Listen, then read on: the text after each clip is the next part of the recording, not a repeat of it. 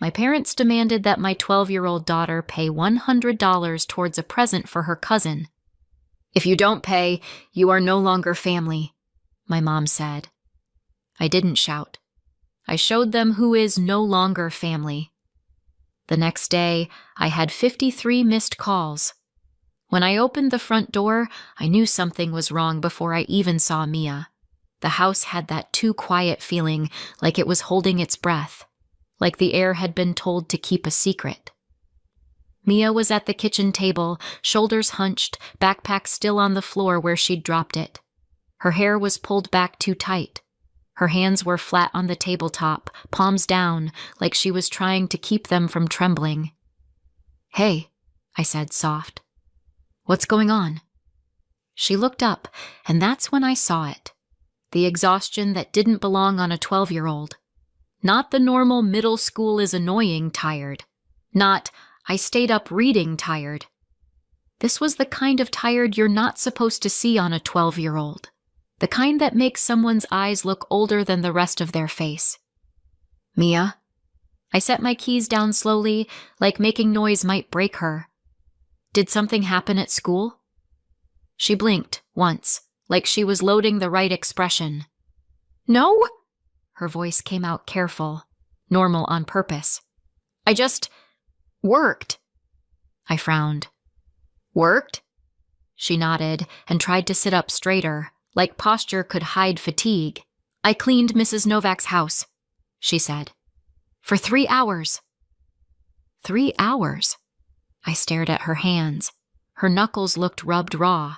The skin around her nails was red, like she'd been scrubbing at something that didn't want to come off.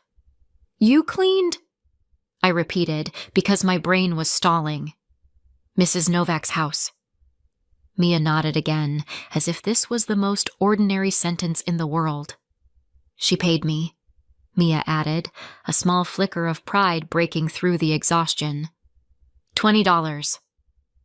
I didn't react immediately, because at first, my mind tried to file this under responsible kid, good work ethic. Neighbors pay for chores sometimes. I wanted to be that mom who says, "Wow, honey, that's impressive." But then Mia flexed her fingers, winced, and rubbed her palm like it hurt to exist. "And I still have homework," she said, voice dipping. "But I'm so tired, and my hands, I can't hold the pen right now. It hurts." I stepped closer, careful. "Let me see." She hesitated, just a beat, then turned her hands over. The skin was pruny in places, like she'd been in water too long. There were faint, purple-yellow patches on her wrist like she'd knocked it against something. Not dangerous. Not hospital. Just too much. My throat tightened. "Mia," I said quietly, "why did you do that today?" She looked down at the table like the grain of the wood was giving her instructions. "I needed money." There it was. The first crack. I forced my voice to stay steady. "Okay. For what?" I asked it gently, like I expected her to say a toy, a book, some game she didn't want to ask me for, and honestly, if Mia wanted something, she could ask. My husband Thomas and I weren't struggling. We weren't rich, but we were comfortable, stable. The kind of stable that lets your kid be 12 without becoming an exhausted miniature adult. So I smiled a little, just enough to keep her calm. "What are you saving up for?" I asked. "Do you want something special?" Mia's mouth opened, closed. She swallowed. "It's not for me," she said, and something in my chest went cold. "It's for Sophie." Sophie. My niece. My sister Heather's older kid. The one my family spoke about like she'd solved world peace. Mia cleared her throat. "They're collecting money. For her birthday." I stared at her. "Who is collecting money?" Mia shrugged, like shrugging could make this smaller. "Everyone." Everyone. The word hit like a weight. "How much?" I asked, already knowing I wasn't going to like the answer. Mia's voice got smaller. 100. My brain did a strange little stutter. $100? She nodded. I just stood there, frozen, trying to make it make sense. Sophie was 12. Same as Mia. There was no universe where a 12-year-old should be working herself into soreness to fund another 12-year-old's birthday gift. That sentence shouldn't even be possible. Mia, I said slowly. Who told you that you had to pay $100? She hesitated again. Then, Grandma. My mother. Mia said it the way you say the name of someone who decides whether you're safe. And that's when I saw it. Beyond the tiredness, the other thing. The part that didn't come from cleaning. The part that didn't come from scrubbing floors. Fear. The kind that sits behind the ribs and presses. Mia, I said, very carefully. What exactly did Grandma say? Mia's eyes got shiny. She blinked hard, like she could keep the tears inside by force. She said... Mia's voice wobbled, just once, then she clamped it down. She said if I don't pay, I'm not... family. I felt my whole body go still. What? Mia stared at the table. She said if I don't contribute, I'm no longer family. I didn't move. I didn't breathe, because my brain was trying to reject it. Like it was an email phishing scam and my mind was highlighting the obvious red flags. That's ridiculous. That's not real. That's not something a grandmother says to a child. But Mia's hands were still red. Mia's eyes were still wet. And Mia looked like she'd believed it. Are you sure you understood her right? I heard myself ask, because denial is a powerful drug. Mia nodded quickly. Yes. She said everyone is contributing, and if I don't, then... I'm not family. A tear slid down her cheek. Then she added, I didn't ask you. I thought it had to be my money. Like if you pay, it wouldn't count. And... I broke open my piggy bank, but it wasn't enough. Mia, I said, and my voice did something I didn't like. It cracked at the edges. Oh, honey. She wiped her face with the heel of her hand like she was annoyed at herself for leaking. I think I shouldn't have told you, she whispered. My stomach twisted. Listen to me, I said. You didn't do anything wrong. But even as I said it, I knew something. This wasn't a misunderstanding. This wasn't a weird joke. This wasn't my mother being a little intense. This was my mother being my mother. I stood up so suddenly the chair scraped. Mia jumped. I'm going to call Grandma, I said. Mia's eyes widened. Mom, it's okay, I lied, because it was not okay and we both knew it. I walked into the living room with my phone, like physical distance could keep Mia safe from whatever was about to happen. I didn't call to scream. I didn't call to fight. I called because there was a part of me, one stubborn, hopeful, humiliating little part, that needed to hear my mother deny it.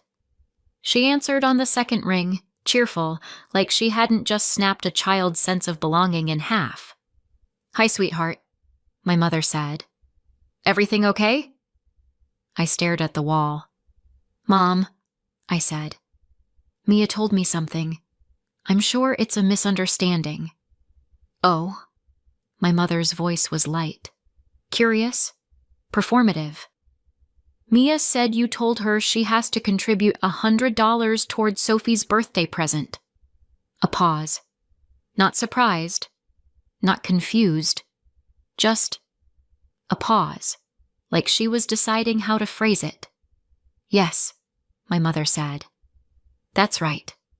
My hand tightened around the phone. She's 12, I said, because sometimes stating reality feels like a prayer. So? My mother replied. 12-year-olds can work. They can learn. My pulse thudded in my ears. And, I said slowly, Did you tell her that if she doesn't pay, she's no longer family? My mother didn't miss a beat. Yes, she said, calm as tap water. Because she needs to learn what it means to support family, financial obligation, values. Values, like Mia's sore hands were a lesson plan. I stood there, staring at nothing, feeling something inside me go quiet. Not angry, not explosive. Quiet, like a door closing. Okay, I heard myself say. What? My mother asked, suspicious now because okay is not the response she likes. I have to go, I said. Eleanor. I ended the call.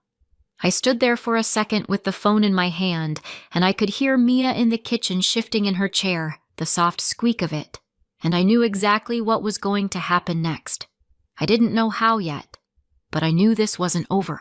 I need you to understand something about me. I wasn't born with a backbone. I grew one the hard way, like a callus. I was the oldest of 3, 2 years between each of us. Heather came after me, then Leo, the baby, the miracle boy, the one who could burp and still get applause. When I was little, my parents loved to say we were struggling. They said it like it was a weather pattern, like poverty was a season that just happened to us. And when families struggle, someone always gets assigned to understand it. That someone was me. Heather got to be cute. Leo got to be little. I got to be reasonable. On Christmas mornings, Heather would unwrap something that made her squeal. Leo would get something soft and bright and age-appropriate, and my mom would clap her hands and say, "Look at his face!" And I would get something, not nothing. That would have been too obvious. Something small, something safe, something that came with a smile and a line that sounded like praise. "You're older," my mother would say. "You understand." They said it like understanding was a gift, like it should make me proud.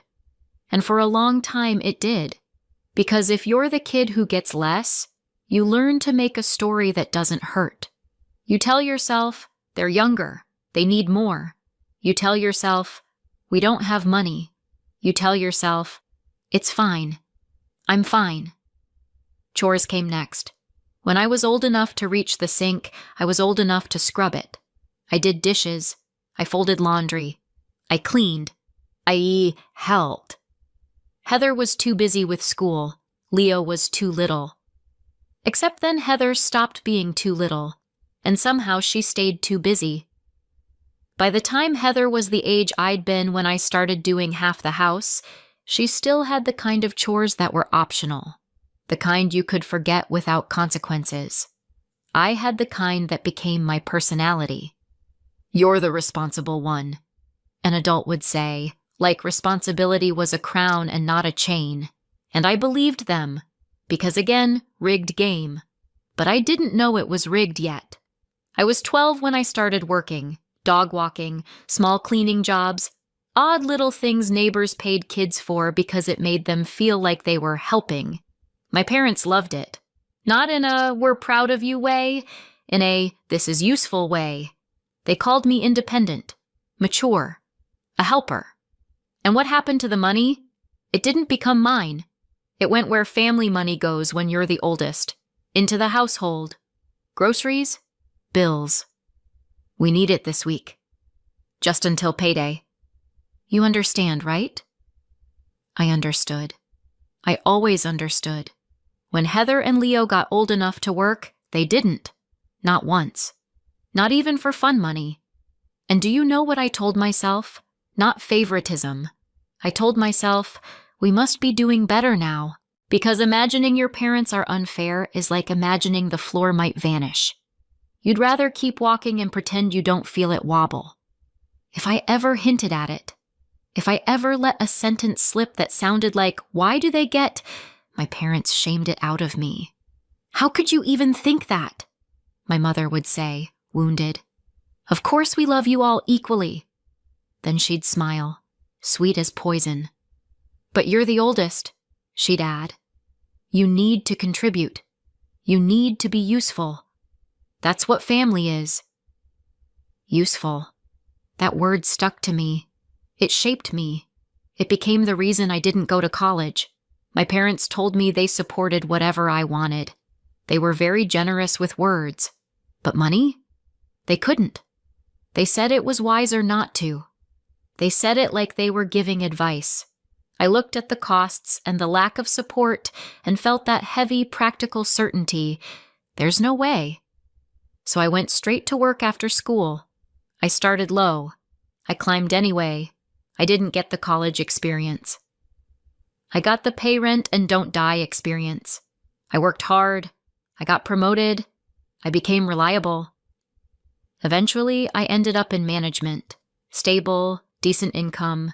The kind of job that makes your parents proud when they can brag about it. And then Heather went to college. And Leo. There was money then. Not huge, not lavish, but enough. Enough that they could go. When I asked about it, careful, casual, pretending I didn't care, my parents gave me the same story. It was a few years later, they said. We were doing a little better.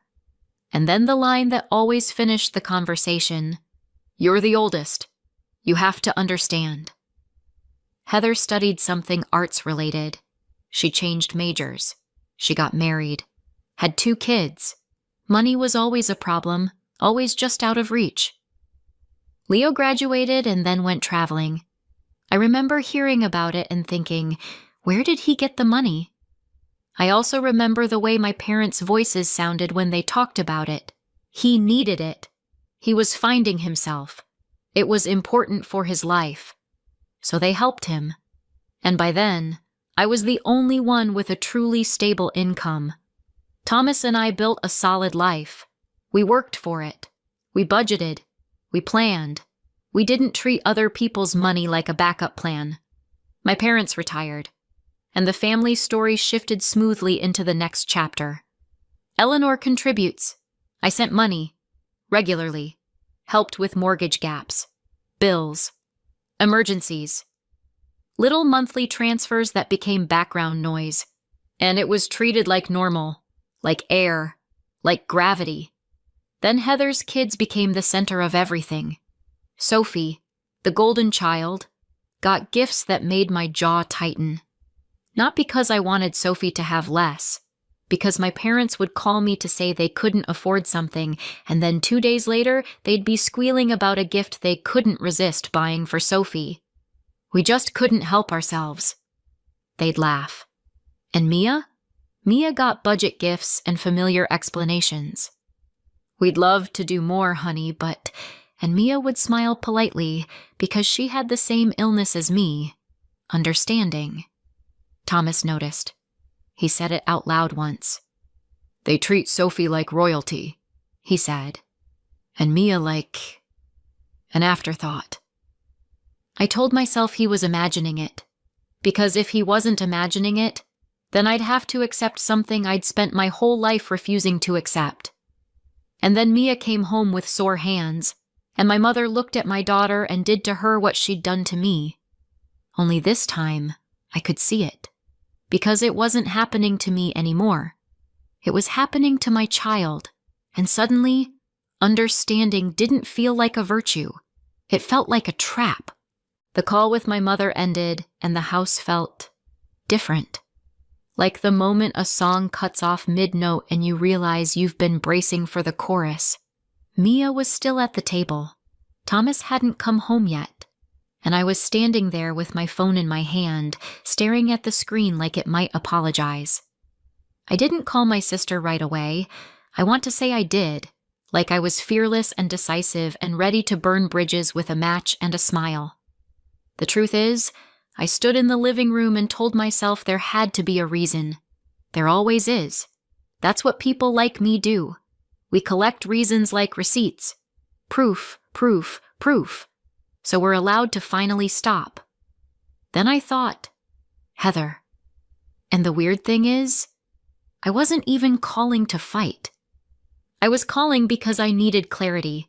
Did my sister know they were shaking down a 12-year-old? Heather picked up like she'd been waiting. "Hey," she said, bright. I stared at my wall again. My walls have heard a lot. "Did you know," I said, keeping my voice flat, "that Mia was asked to contribute $100 towards Sophie's birthday gift?" Heather didn't hesitate. "Oh, yeah." Just, yeah. Like I'd asked if she knew it was raining. I swallowed. "Heather, she's 12. Heather sighed, already annoyed. "Eleanor, listen. It's for something big."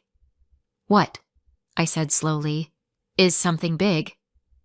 Heather's voice warmed up, like she couldn't wait to talk about it. "It's a horse camp," she said. "It's offered through school, like an optional thing. Sophie's best friends are going. She's been talking about it forever." A horse camp. Of course it was a horse camp. The kind of thing that costs a lot and makes everyone act like it's more important than it actually is. "How much?" I asked. Heather said it like it was obvious. "Tuition is $900. $900? I blinked hard. "So," I said, very calmly, "you're collecting money so your 12-year-old can go to a horse camp. And you decided my 12-year-old should help pay for it." Heather made a sound like I was being difficult, like I was refusing to join a group project. "Come on," she said. "It's only $100. "Only $100. I let the silence sit. Just a beat. Heather filled it with a little laugh that tried to sound light. "And I mean," she added, "I knew she's doing jobs now, so she has an income." My jaw tightened.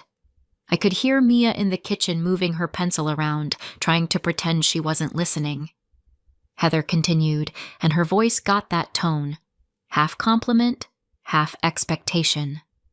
"She's just like you were. Responsible," Heather said. "I thought you'd be proud." I felt something in my chest settle into place. Not rage. Not shock. Recognition. "No," I said. Heather paused. "No what?" "No," I repeated, clearer. "My daughter isn't paying for Sophie's trip." "It's not a trip," Heather snapped. "It's a camp." "Oh, sorry," I said, dry. "My bad. My 12-year-old isn't paying for your 12-year-old's $900 horse camp." Heather exhaled sharply. "God, you're so dramatic." I didn't raise my voice. I didn't argue the way we used to argue as kids, where you try to win by outlasting the other person. I just said, "We're not contributing." Heather's tone shifted, slightly colder. "Fine. It's your choice. But supporting family is a good thing, Eleanor. You know that." And there it was again. Family. Obligation. Contribution. The same song. Different verse. "I have to go," I said. Heather scoffed. "Whatever." I ended the call. I stood there for a second, phone still in my hand, and I felt empty. Not sad.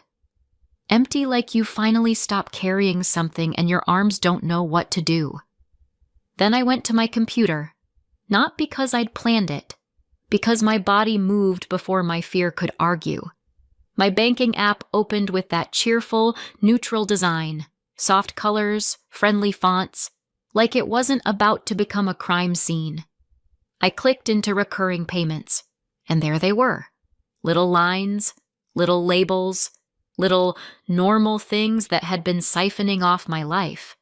Standing transfer, mom and dad mortgage, $450 per month. Standing transfer, Heather mortgage top-up, $300 per month. Monthly transfer, Heather kids, $75 per month.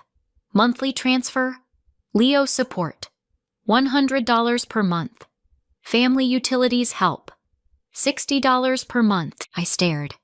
Because when you see it all in one place, it stops being helping. It starts being a system. I clicked the first one. Cancel. Confirm. The screen asked if I was sure, in that polite tone apps use when they're about to change your life. Yes. Cancel. Confirm. One after another. It should have felt scary. It felt clean. Then I handled the access issue. The little ways my sister and brother had been able to treat my money like a shared resource. I revoked it. Removed it. Shut it down. No announcement. No warning. Just consequences. I didn't even realize I was holding my breath until the last confirmation screen disappeared and my lungs remembered how to work. I leaned back and laughed once. Quiet. Disbelieving. Not because it was funny, because it was absurd. Because I'd been doing this for so long I'd forgotten I could stop. The front door opened an hour later. Thomas walked in, tie loosened, face tired. He paused when he saw me at the computer. "What are you doing?" he asked. I turned to him, and my voice came out steady. "I'm taking back control of my life." Thomas stared at me for a second. Then his shoulders dropped like he'd been waiting years for those words. He didn't cheer. He didn't tell me I told you so. He just nodded once. "Okay," he said. "I'm here." Mia appeared in the doorway like she'd been hovering. She held a little envelope in her hands, crumpled bills and coins inside. "I counted," she said quickly. "I have $90 now. Even with the 20, I still don't have 100. I just need 10. My stomach clenched. Mia's voice got brighter, like she was trying to sell me on the plan. "I'm gonna go ask Mrs. Novak if she needs anything else cleaned," she said. "Just a few more hours, then I'll have it." She said it like it was normal, like it was reasonable, like it was her job to buy her place in the family. I reached into my pocket and pulled out a $10 bill. I didn't make a speech. I didn't ask if she wanted it. I just placed it in her hand. Mia blinked at it, confused. "Mom?" Then I held her gaze. "You're not going," I said. Mia frowned. "What do you mean, I'm not going?" "You're not paying," I said, clear.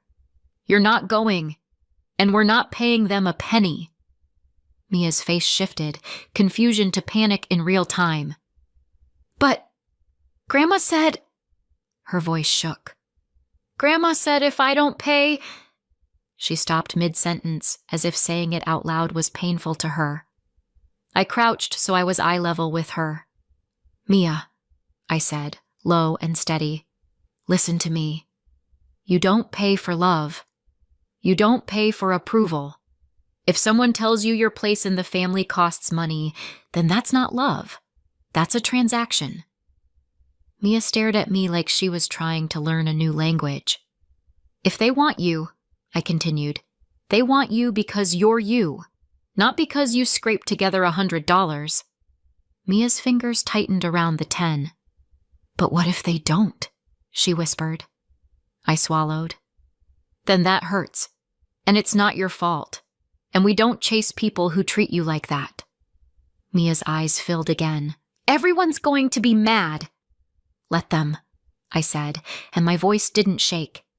"If their love comes with a price tag, then it's not love, and you're not buying it." Mia stared down at the bill. "Why did you give me the 10?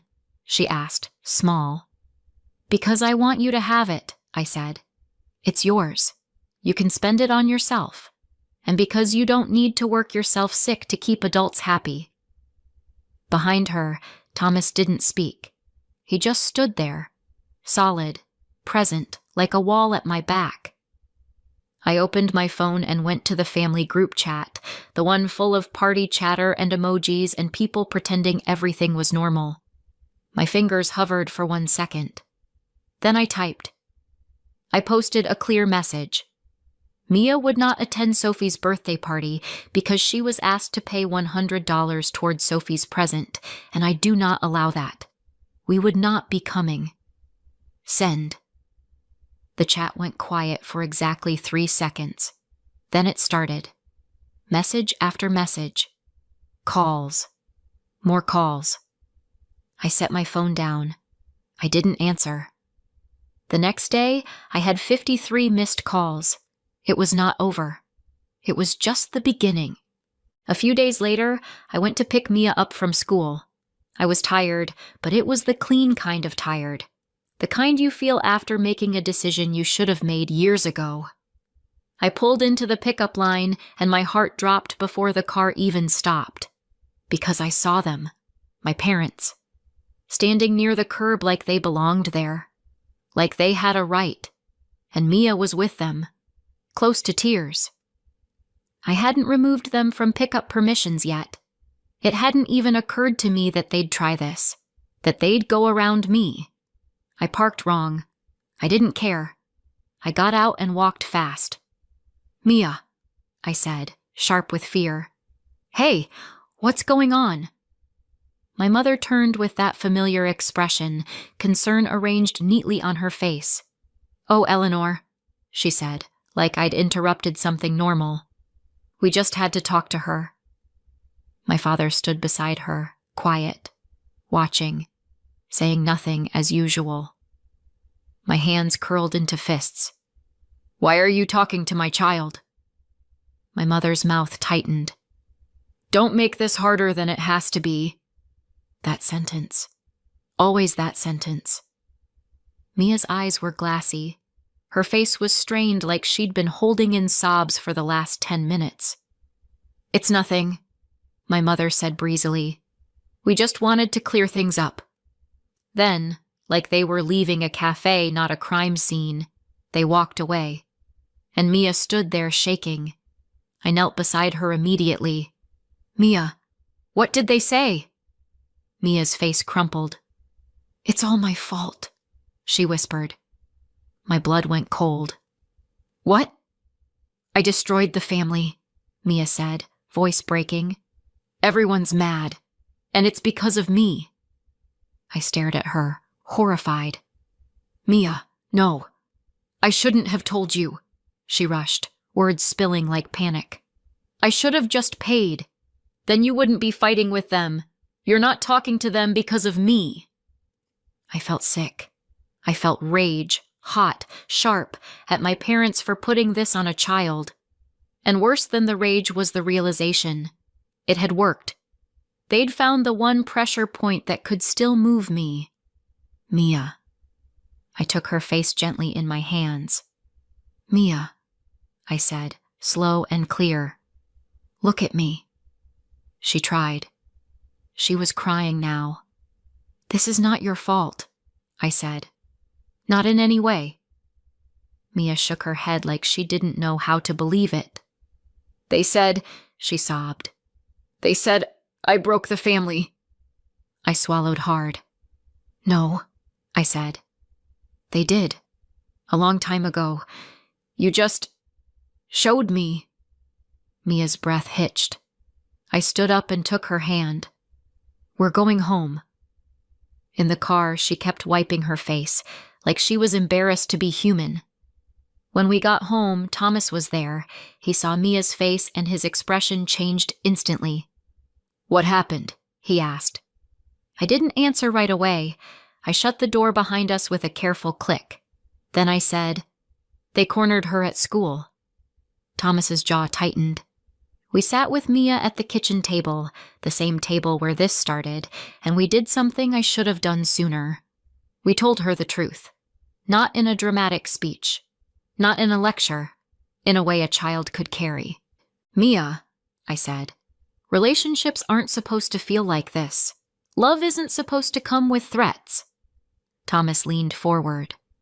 "Grown-ups don't get to blame kids for grown-up choices." Mia's voice was small. "But they're family." I nodded. "They're related to us.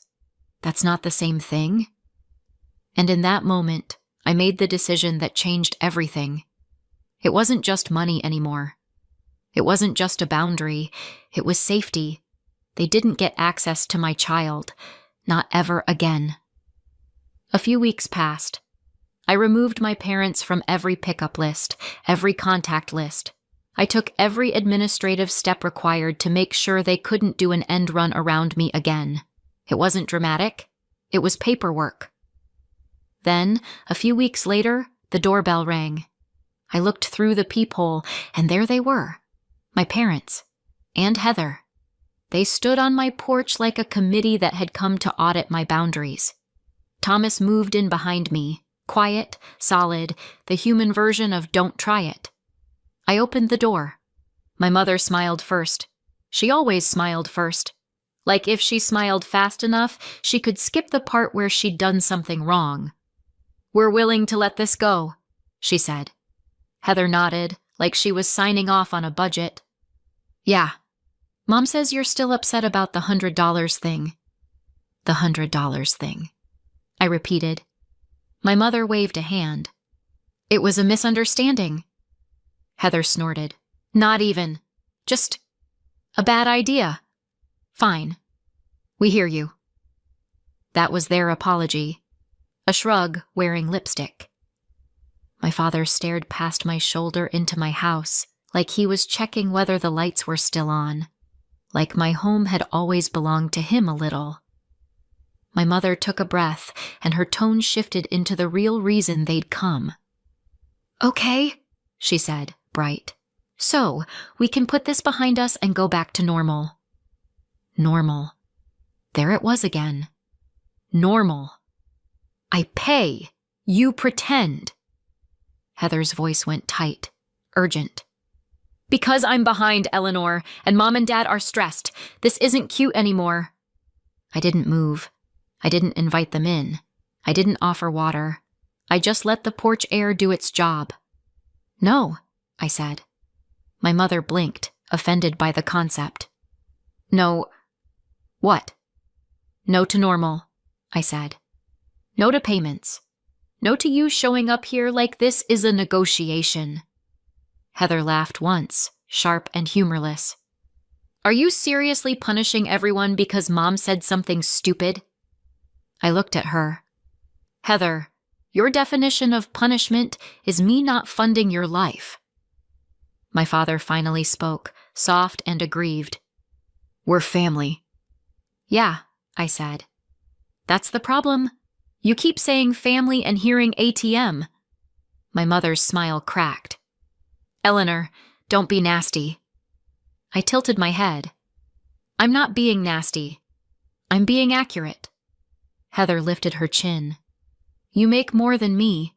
You can help. You've always helped." "And you've always taken," I said. "No heat. Just truth." Heather's eyes narrowed. "Excuse me?" I pointed with my chin, not my hand, small, controlled.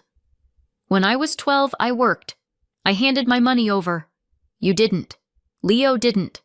You all called it being the oldest when it was me, and being young when it was you." My mother's mouth tightened. "We did our best." "You did what was convenient," I said. "Then you got older, and you called it values." My father's jaw flexed like he wanted to argue, but he didn't have a clean place to stand. Heather tried anyway. "This is selfish. Sophie needs that camp," I cut in gently, which somehow made it sharper.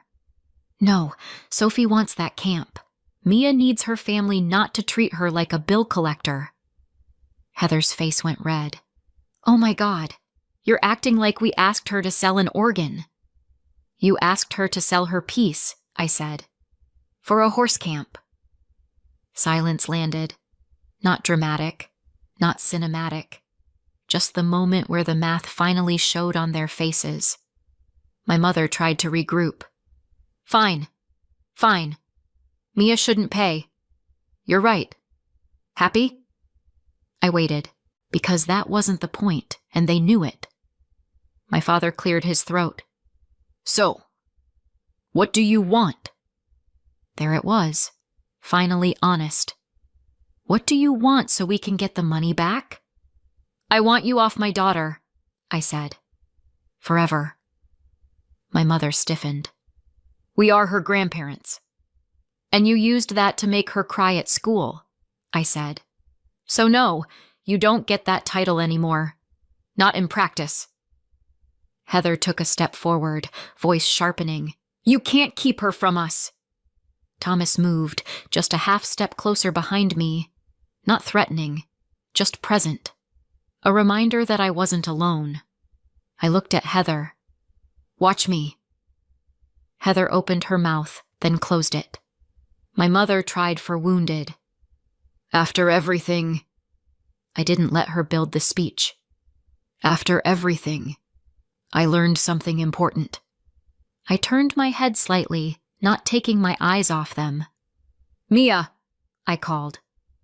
Mia appeared in the hallway, small and tense like she expected lightning. Thomas shifted closer to her, still not touching, just anchoring. My mother's voice snapped. "Eleanor, don't drag her into this." I kept my tone level. "I'm not dragging her. You already did." Mia's eyes flicked to my parents, to Heather, then back to me. I took a breath. One. And delivered it clean. "She's a child. You don't get to put your problems on her, and you don't get to use her to reach me." Mia's shoulders dropped a fraction, like her body understood safety before her brain did. Heather's face went pale in a way that made her look younger, smaller. My father stared at the porch boards like they might open up and swallow him. My mother's mouth worked, open, close, like she was searching for a word that wasn't ugly. She didn't find one. Heather recovered first, because she always did. "This is unbelievable." I nodded once. "Yeah, it is." My mother's voice went flat, icy. "Fine." They turned and walked away with the stiff dignity of people who'd tried nothing and were all out of ideas. I watched them reach the driveway. Then I closed the door. Click! And that was it. No speech, no debate, no encore. Just the sound of an ending that didn't need their permission. 6 months later. Still no contact. I don't hear from them directly, because I don't answer, but somehow I still get updates from relatives who don't want to get involved. They always say that right before getting fully involved. Leo's travel ended early. Apparently, self-discovery has a return policy when the money runs out. Heather picked up longer hours and now looks permanently offended by reality. She complains a lot. Which is fair. Paying your own bills is a bold new experience. My parents are selling the house. They're calling it downsizing and going cozy. Sure, cozy is one word for we can't afford this anymore. Meanwhile, our home is easy, quiet, light. Mia doesn't come home with sore hands. I don't wake up to guilt. Our money stays in our life. And we're going places. Actual trips. Not apologies, not negotiations. Just us. So what do you think? Did I go too far or not far enough? Let me know in the comments and subscribe for more.